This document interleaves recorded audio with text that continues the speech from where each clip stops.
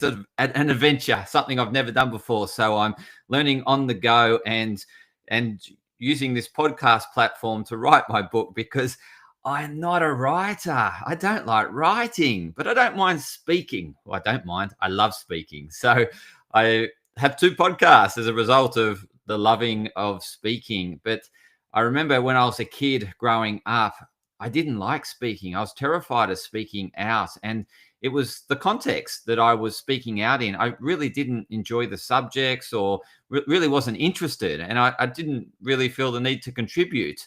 And I think today, like the same thing, if I'm in a discussion or conversation about something I don't really care about, or it's not important to me, I don't really contribute much to it. I'm not really interested. I don't want the conversation to continue to go. And it's probably what was happening in the classroom, was that I was looking at the time thinking, well, if I contribute to this conversation, we might go over time. So I'm not going to say anything. I just want the class to end.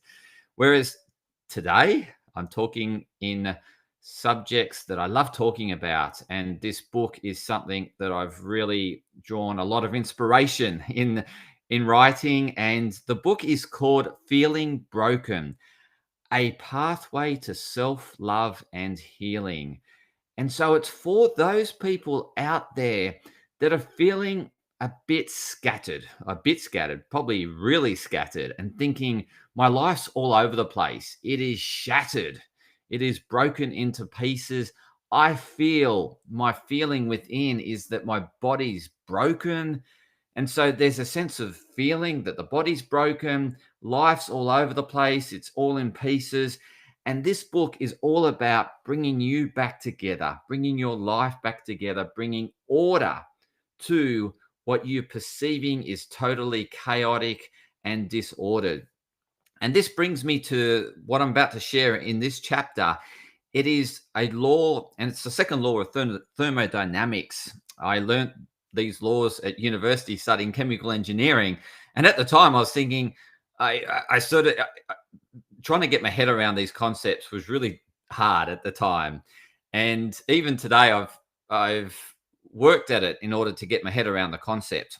And so again, this is going to be work in progress in terms of sharing it with you, but I'm going to have another attempt. I've had several attempts at sharing this law, but the law essentially is a measure.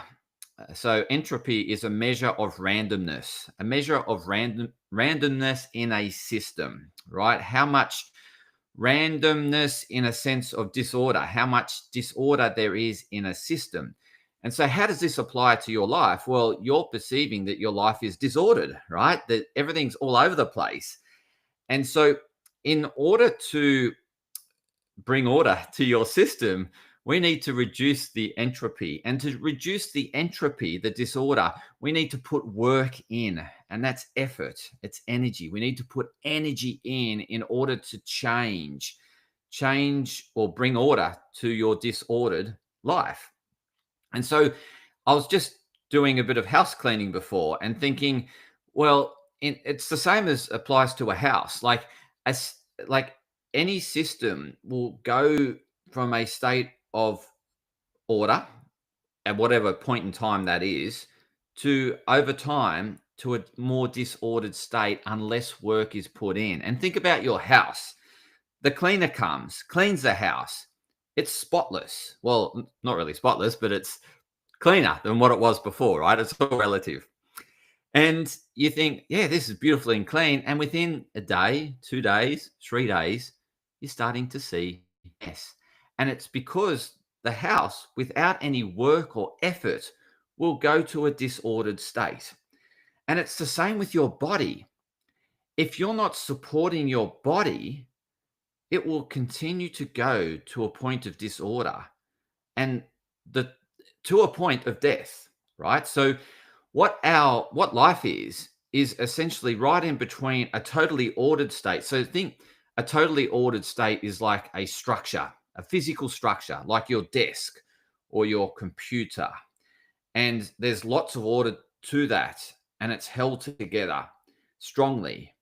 Obviously, computers' desks will decay over time, but over longer periods of time, much longer time horizons. So eventually our computer will break down and become useless and hopeless and worthless. But it and like materials will break down. Like plastic does eventually break down. It just takes a long time for it to break down. So yes, it is going to a state of disorder, but at a really slow rate. And so something totally like so what we've got order in terms of our physical body, but there's a life force within us. And the life force within us is at that point between total order, which is a rigid state, and total disorder, which is a broken down state. And we're in between. And what our body's constantly doing is it works hard to restore life, to maintain life. And that's what it's doing. And so if we work with our body to help it restore life, then we have a much longer life, a much longer longevity and health span if we're working with the body. However, if we don't do the work, put work into our health deteriorates and we start to see disease manifest. It's the same with our house. If we don't put any work into maintaining order in our house and cleanliness in our house, then it becomes really disordered and messy. Think of a teenage bedroom. You've probably got teenagers, right? And you can imagine the states. So teenagers are going through a phase where they've got other priorities and cleaning their room. Well, again, I mean, this could relate back to an earlier chapter. So I'm going on a bit of a tangent here, but so the teenage behavior is that they're wanting to do less for you to start becoming more independent, and they want to become less dependent on you. And so they stop doing the things that you want them to do, such as clean your room, because they're wanting to create space for their growth. And so teenagers don't clean their room because the parents want them to clean their room. If you didn't want them to clean their room, they'd probably bring some order to their room. I think it's that entanglement with the relationship with parents and where they're at in their phase of life, hence why they do less of what the parent wants and more of what they want because they're seeking independence. So anyway, move on from that tangent, is that the room is becoming really disordered because the teenagers putting no work or effort into creating an ordered space. They're putting time and energy into other things that are important to them, such as developing relationships, stronger relationships outside of the home. And in order to do that, they've got to invest more time into the relationships outside of the home. And hence why you feel a bit more distant to your teenager. But that's the natural progression of their development. And so they're doing what's best for them and ultimately helping you into the next phase of parenthood. There's different phases of parenthood. They're going through different phases of growth and development. So that room of the teenager is totally disordered and messy as a result of not putting the work in. And so then you come along and you clean it up because you want it cleaned. Your teenager won't do it, right?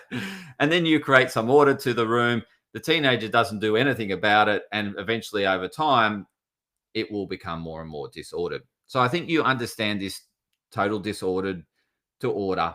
Life is in between, somewhere in between, right? And the more we can support and like this, so not only it ties into physical health, it also ties into mental health. So if we're not putting work into our mind in terms of reflection, so what happens with our mind?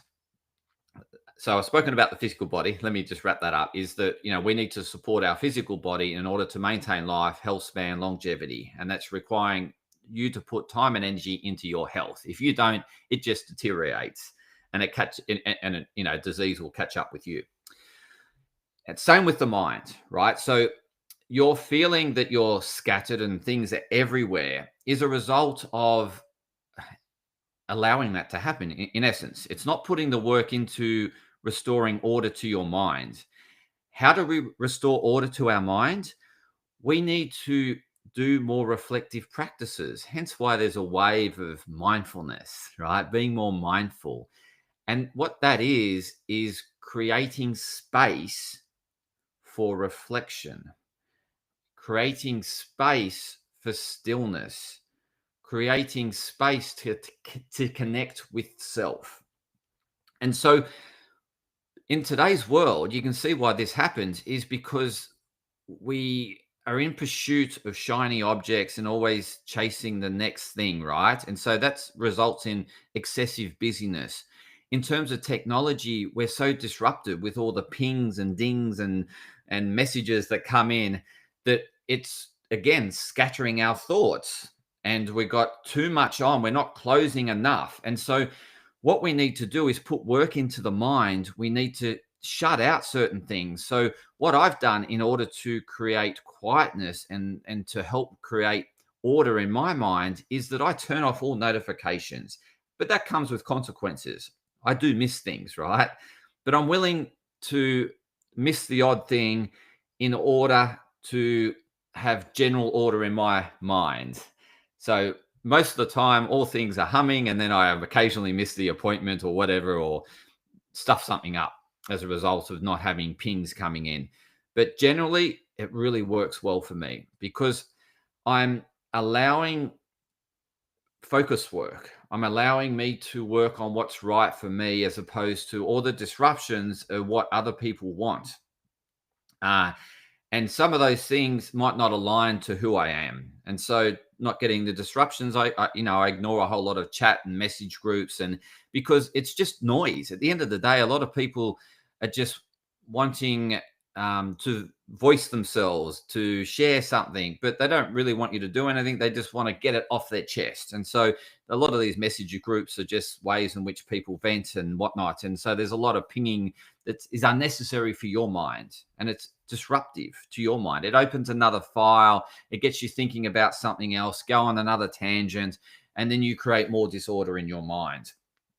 So we need to get more mindfulness into our life by disconnecting with the chaos of life. So disconnecting with notifications, disconnecting with messages, start unconnecting yourself from groups. And so people will just set up groups all the time, and they might serve a purpose for a time, point in time, but you don't need to continue your membership of that group if it's no longer serving you. If it's providing a benefit, then absolutely stay a member. If it's not benefiting you, but you're not willing to close that group down because you're worrying about offending someone, that is allowing disorder to continue in your mind, because you get pings and notifications about things you don't even care about, and disrupts your train of thought and disrupts your focus work.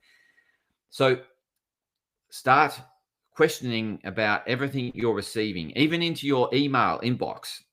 So you want to think, is this adding value, this email? Am I opening? If you're just deleting emails and not even opening them, you want to unsubscribe. Let them know that you're not interested. It actually helps the other person because they pay some sort of fee for every member they have on their list, right? So it's costing them. And so if you're not interested, not opening it, and never going to buy anything from them, let them know that. It actually helps them. So start doing that to your email. Start to unclutter your email. Block things that you don't want coming in. Set up the filters. It's worth putting the time and energy setting up the filters and unsubscribing, because it's creating order over the longer term for you. Same with message groups. So WhatsApp, shut it down. The groups that are no longer benefiting you or you're no longer interested in, unsubscribe or remove it, delete the chat, archive it, whatever it might take, right? And so all these little practices, yes, requiring a bit of time and energy, but it's time and energy and bringing order to your mind. It's really helping you feel more whole, feel more complete, feel more on purpose, more doing what's right for you, as opposed to being scattered everywhere and not really doing anything. So we need to put the energy and time into creating order in the mind. If we don't do it, it's not going to be done, and more chaos happens in the mind. And this results in anxiety. Anxiety is just all these open files in your mind and feeling all over the place and getting scattered because you're not spending the time to put order and actually questioning thoughts, like you're just allowing the thoughts to run and manifest into disaster and drama and worse than what the actuality is. If we pick up thoughts, question it, we realize that it's a bit delusional and we let it go. So we can stop these trains, these patterns of thinking by reflecting on that thought and questioning the thought and testing probabilities and possibilities around these scenarios that you're making up into your head. So it requires time invested into self to unravel and bring order to the mess in your mind. So if you want to create an ordered mind and feel more coherent and in a state of flow, it requires time and energy invested. And that's reflective time. And that means you're not busy. So you need to create space in your diary. You need to say no to things in your diary. You need to block out time to do what's important for you. And obviously, this is important to you because you wouldn't be listening to this episode if it wasn't important to you in terms of finding you're looking for order. If you want to experience more joy and fulfillment in life, then you need to work on creating the order in your brain. And so each chapter of my book has reflective exercises, and that's bringing order to your mind. It's bringing order to your life. It's making you feel more complete and less shattered. So we don't want the disorder to prevail by you not putting the work in and reducing the entropy in your system. So I hope this has helped in terms of it. Nothing will change unless you invest the time and energy. You need to put the work in order for things to change. Otherwise, the second law of thermodynamics will prevail and your brain will go from a state of somewhat coherence and order to a total mess and disorder and just a big messy ball of mess, right? A big bowl of spaghetti in your brain. If you want a beautiful looking bowl of spaghetti, you need to put time and energy like the chef does in terms of the presentation of that bowl. So put the time and energy in, invest time into doing the reflective exercises at the end of each chapter of this book and allow more order to come into your life. Yes, it requires work.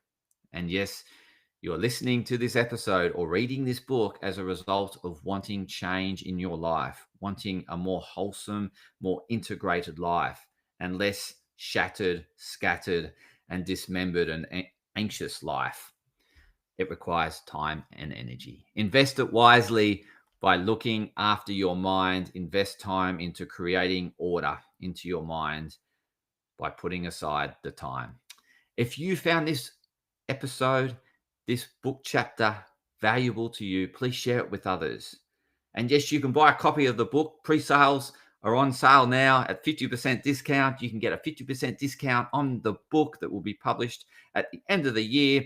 I'm working hard on it. But if you do the pre-sales, you get a whole lot more. You get bonus content, bonus material. You get to be part of a community. So go to joyfulmate.com. Buy the book now at a 50% discount, and you'll get so much more order and coherence and feel wholesome and in a direction that you've always wanted to go in by joining the Joyful Mate movement. Thank you.